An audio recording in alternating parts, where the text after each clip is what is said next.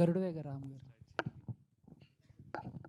So after Bheemla Naik తర్వాత నేను మళ్ళీ మిమ్మల్ని తెలుగు సినిమాలో చూస్తున్నాం మెయిన్ లీడ్.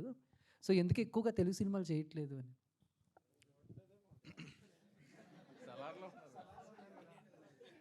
ఇందాకే సలార్లో చేశాను.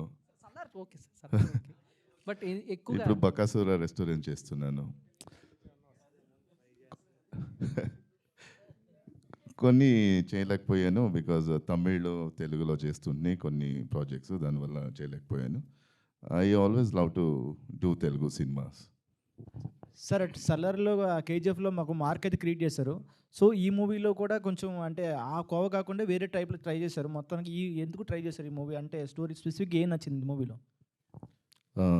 ఫస్ట్ కథ విన్నప్పుడు మనము చిన్నప్పుడు కామిక్స్ అంతా చూస్తూ ఉంటాం కదా, అలా ఫీల్ అయింది. విక్రమ్ బేతాళ వేరే వేరే చూస్తూ ఉంటాం కదా, అలా ఫీల్ అయింది. ఓ ఇది ఒకలాగా ఫ్యామిలీ ఎంటర్టైన్మెంట్గా అన్నాక తర్వాత నా క్యారెక్టరు చాలా విభిన్నంగా ఉంది. ఎప్పుడూ నేను ఇలాంటి క్యారెక్టర్ చేయలే, చాలా ఇంట్రెస్టింగ్గా అనిపించింది. సో కథ చాలా బాగా నచ్చింది నాకు.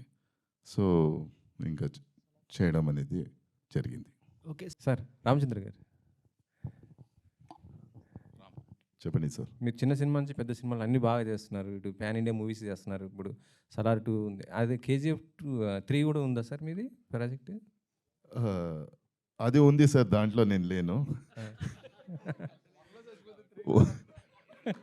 ఫస్ట్లోనే పోయాను కదా సార్.